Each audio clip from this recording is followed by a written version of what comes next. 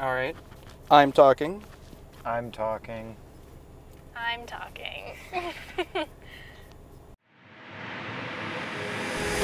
Take me away from home. Show me all the places I've never known. And we'll chase the night. That syncs that audio up with that. And with the audio synced, that's how I line the shots up. I just find the audio sync. I can get that down to like at least half a frame because it only records at 60 frames. So like I can't work with hundredths of a second because the camera doesn't know what hundredths of a second are. Yeah. At least the footage doesn't. So I get very, very, very close. Like close enough doesn't matter. Exactly. But I've been running my aux lights. Okay. Oh, you could have gone out that way too. Oh well. You should go out that way. That way? Yeah. That way. Okay. To the right. I shall. Well, son of a bitch. I don't know. I go the wrong way out of here every single time. So You go out the do not enter? no, I don't know. I get lost. It's so hard to find your way out of here. Take a left. Why do they put him in the center? What do you mean, why you put me in the center? Well, now you can backseat drive. Exactly. He's the worst backseat driver ever. Well, you need a navigation. True. There's a difference Typically between everyone's sitting navigation. at my right. Like the light is red. Like, thank you, Joe. Got little kids chasing your car from up there. It's not that cool. Take a right. I've actually had kids like walk by. Take a And right. say- Have fun with this road up here. This is a nice road to have some fun on.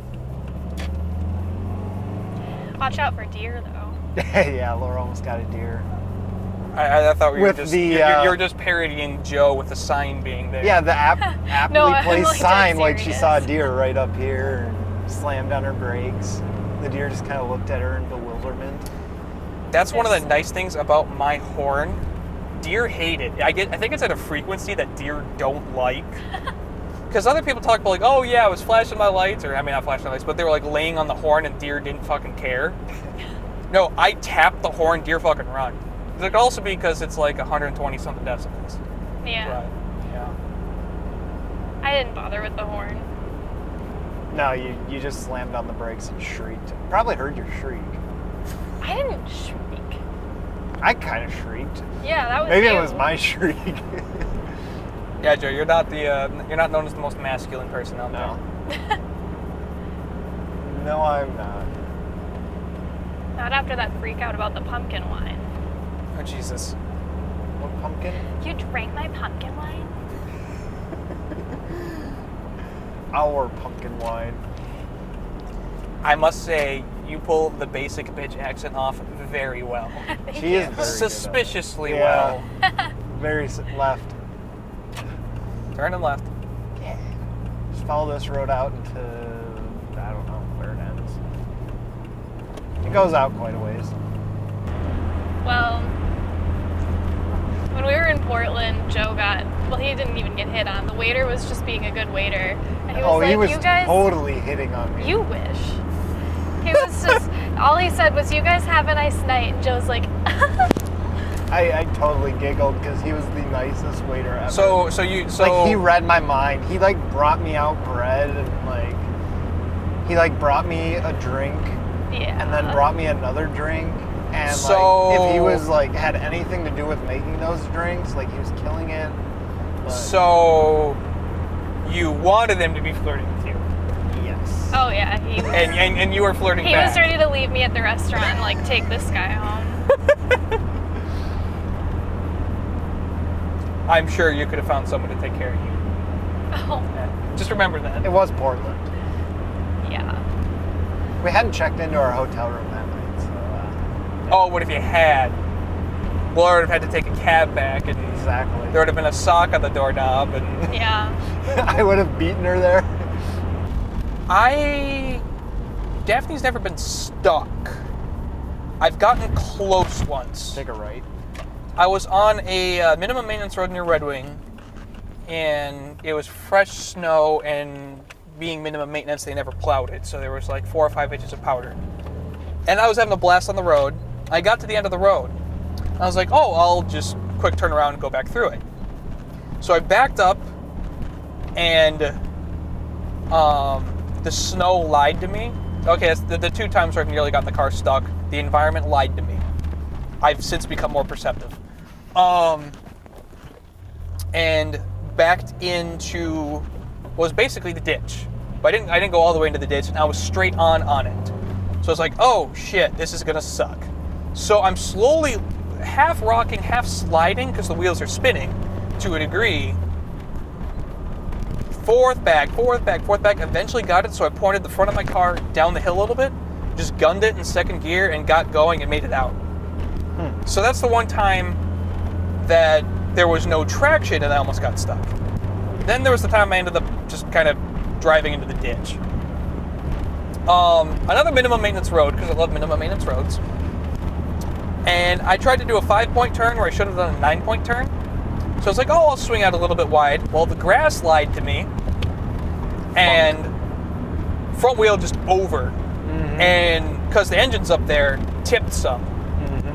Tried to back out of it. That actually managed to drag the right rear wheel over the edge as well.